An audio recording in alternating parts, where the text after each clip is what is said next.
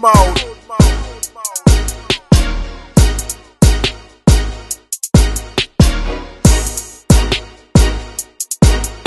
You know me got a LoudMouth, you know.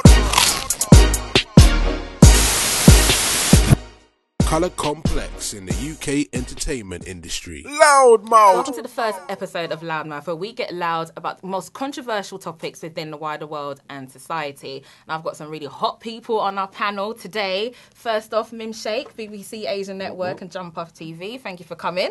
There's Kiri Phoenix, Media to Radio, and also artist manager for hot rapper called Kadir.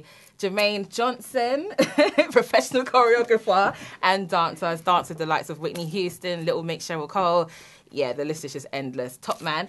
We have Janelle Fraser from I Love Live, events coordinator here on the panel as well. Thank you for coming, love. And also Jay London, Capital Extra presenter and also presenter for Threads TV. So thank you for coming. So basically the topic of discussion today is there a lack of diversity within the UK entertainment industry? Yeah, definitely. There's definitely a lack of diversity within mainstream radio and television, for example, for ethnic minorities in particular, black and Asian. I feel like presenters, if you take, for example, looking at London's biggest conversation, LBC, as a radio station, they don't have one black or Asian presenter within that station. But yet they're called London's biggest conversation. So you think it's just a false representation of what's really out there? If you look at London as a city, it's one of the most diverse cities in the world. So if there's not one Asian or black presenter within LBC, I feel like that's not representing the diversification of London. It's definitely, there's so much evidence to suggest that. So do you think that even though they sort of stress equality within these industries, do you think that they look at colour as part of the selection criteria? I mean, Kiri, what do you think? Janelle, go ahead, girl, do your thing. No, I don't think it's so much a criteria, but I think that, I mean,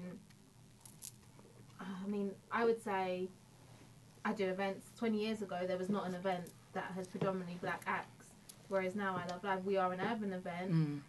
We have a whole, we have actually every single ethnic minority, race, whatever. Kind of cater to all, yeah. We have everyone, but and even though we do have that, we'll have a guy from Sheffield who come in and just playing acoustically with a guitar. Yet, is that urban? But yeah, because I Love Live as a whole, they class it as urban when he's really not urban. He's like a folk singer. But, it's just that foundation is urban, isn't it? Yeah. I think it's to say it's also like what do you call urban now almost? Definitely. What do you call it? I think for me personally, urban's one of my worst hated words. Yeah, not a lot of people like that word. Yeah. And I think that's one of the problems in the industry at the moment. And I think anything that's kind of boxed or stereotyped as urban, that's when you suspect to see black or Asian or ethnic people. But then if it's not urban, then you would assume to see someone who is not of ethnicity. But I don't think that ethnic people are helping themselves in that case, because I think a lot of the time we brand ourselves as urban. And if ever someone was to brand me as urban, I take it offensively because it closes you off, you think? It closes me off, it boxes me off. And the avenue and the route that I'm taking and my ambitions and where I want to get to in life is a lot bigger than a small urban sort of section. So I think that word in itself is kind of holding people back in places like LBC, like Mim's mentioned. And I think radio stations like One Extra and Choice FM were known as like the biggest urban radio stations. And then predominantly their schedule was a list of mainly black or Asian or ethnic kind of presenters. Now it's changed and it's Capital Extra. There's a lot more kind of diverse kind of presenters in there. Yeah. But I think definitely urban for me is something that I kind of think doesn't help. And I think anyone. The big issue with the mainstream media and stuff is that they like to put you in a pocket if you're urban. So I think, for example, with presenters and stuff for shows as well, not just music and stuff, if you're of an ethnic minority or whatever, you'll be on T4 or something that's cool and urban. And it's the demographic for it, yeah. Whereas if you want to branch out into mainstream, what you're saying what you want to do, then obviously it's I think it's harder. It's you're almost typecasted, isn't it? Yeah, it's you're typecast literally just because of that. I was on the way to getting a publishing deal as a songwriter for an independent songwriting label. So obviously they were underneath a major. At the time, I was developing an artist. 2 artists actually, but not developing. I was working with one and developing another, and we had this house tune that was set to come out, and I presented it to the label, the A&R that was working there. So, you know, having a chat, and the artist that I was working with, she's of mixed descent. She's Ghanaian and half Italian. So he was just like, oh, yeah, she sounds good, great, blah, blah, blah. Let me see your picture. So Janelle was just like, oh. So yeah, you know, we went onto Facebook, and he was just like, oh, I thought she was going to be mixed, because obviously she was born in Italy. Her parents are basically my colour. They're all my colour, basically. So he was just like, yeah, oh, one of them ones. And I was just like, what do you mean? What do you mean? But that just goes to show, you know, what it's really like. Yeah, you know what I mean? It's exactly LoudMouth. But yeah, I think within TV, film, and maybe even presenting, I do think there are limitations in regards to race, and not enough of our, you know, people being out there on mainstream TV. I definitely believe that. But as a dancer, just to answer Karen's question, I haven't experienced any limitations.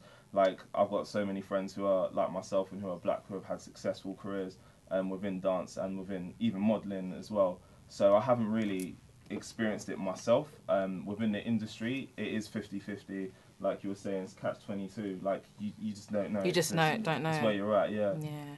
Because even with that as well, we do have a few case studies, industry case studies as well, when Nyame Campbell is talking about the same issue, really, the lack of coloured models in the fashion industry. So if we could take a look at this. LoudMouth. Joelah, this is LoudMouth, and today I'm in the streets of East London speaking to people about beauty and discrimination within the entertainment industry. Let's go! LoudMouth.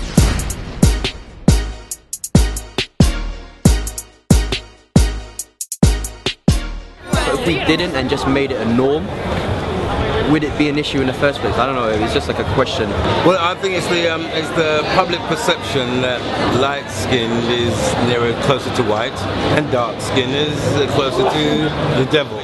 On TV, I find lighter skinned girls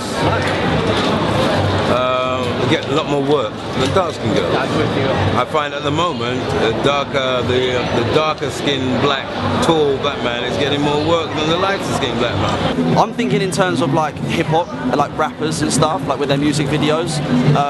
But that's because it's pushed, and then that's pushed to everyone else that watches it, and then they make that perception themselves. They think, oh, okay, that light skin's meant to, I don't know, I guess meant to be more attractive. Worse than society's like white skin,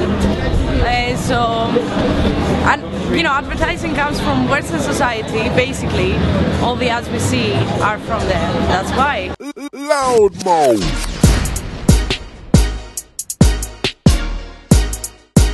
I wouldn't say they're necessarily one's better than the other. I think common perception and more what you see more is light skin, definitely. I really don't see colour. I like what I like. I like dark skinned, I like fair skinned, I like all skin. And I'm talented, the same thing. And some talented people are talented no matter what colour they are. Honestly, I like darker, but that's my personal preference. We're talking women, definitely darker for me personally. Like darker black? Yeah, that's just my flavour.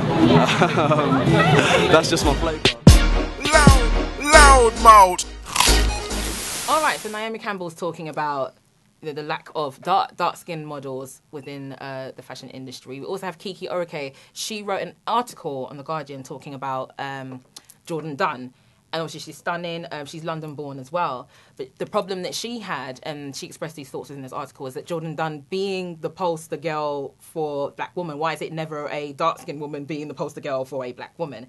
What are your thoughts on that, guys? There was a magazine cover a couple of years ago where a French magazine publication, they put a model the chair. on there. Yeah, and it was actually... Did you see that? Yeah, it was that actually was terrible. a white female who they coloured black to put on the magazine. Yeah. Wow. And created the most... I thought it was actually a black woman that they used as a chair. And it wasn't, and it came out, and they actually said it, and it caused the most outrage. It just makes it worse, though, doesn't it? Yeah, that was horrible. The whole modelling and fashion industry is it's twisted, man. Obviously, working with Freds, we do a lot of photo shoots, and a lot of the stuff that we do, you have a criteria for a model and the way that you want the person to look. So a lot of the time, modelling doesn't come down to whether you're beautiful or not. It becomes down to if you fit a certain criteria or a certain template. So you can look at a model and think that she's really unattractive, but that's the person that they wanted to use for that look because she's got a particular look about her. And a uniqueness. Working with a lot of models, I've come to understand that. So I think that's something that is misunderstood a little bit as well.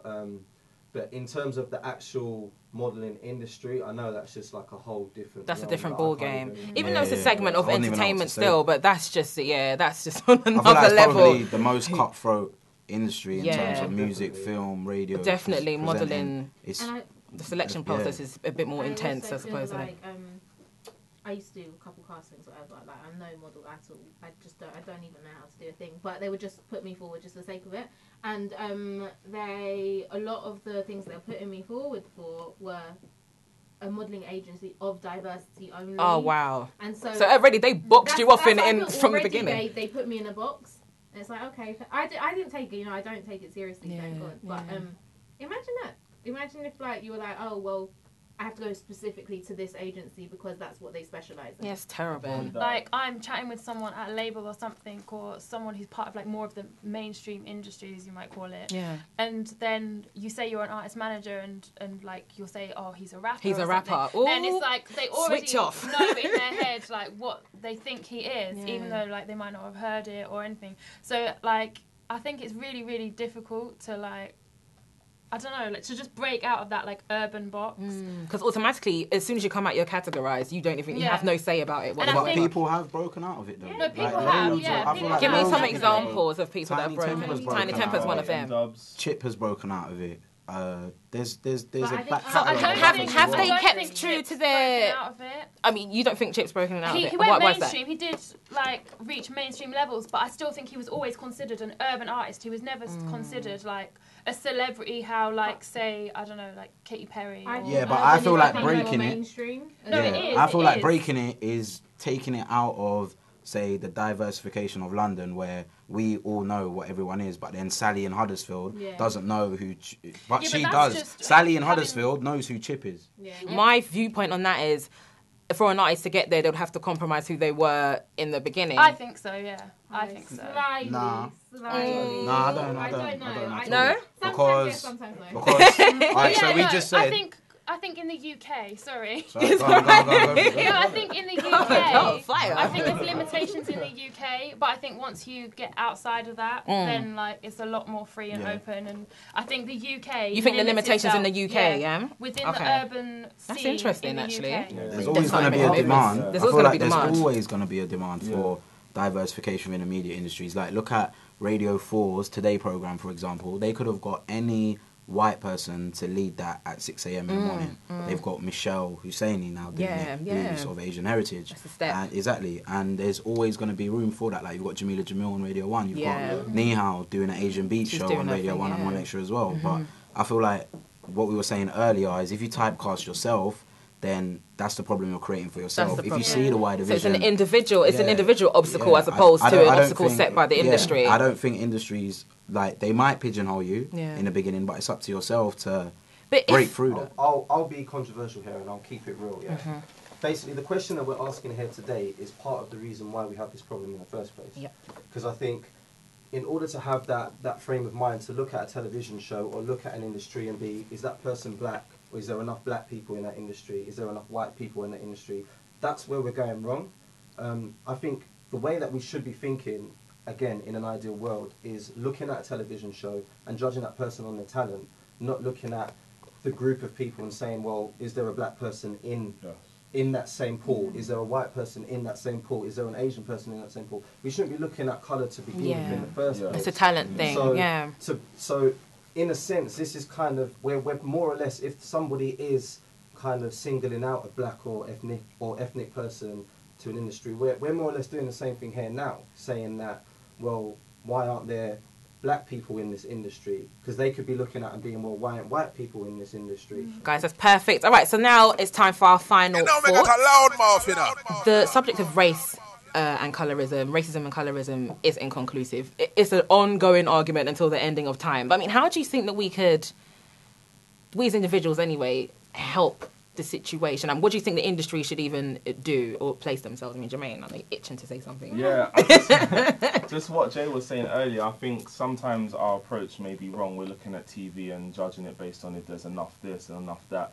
I think we should just scrap that mind frame and just kind of find what it is that we want to put out and promote for ourselves, be true to it, and, you know, just find a solution to create opportunities for ourselves equally. It doesn't matter if you're black, it doesn't matter if you're white, it doesn't matter.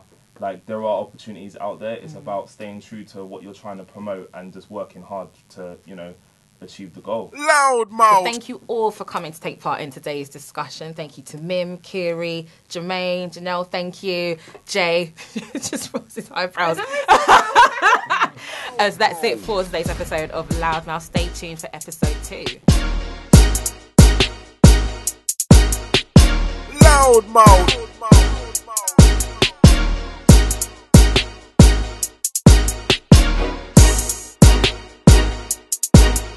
You know me got a LoudMouth, you know.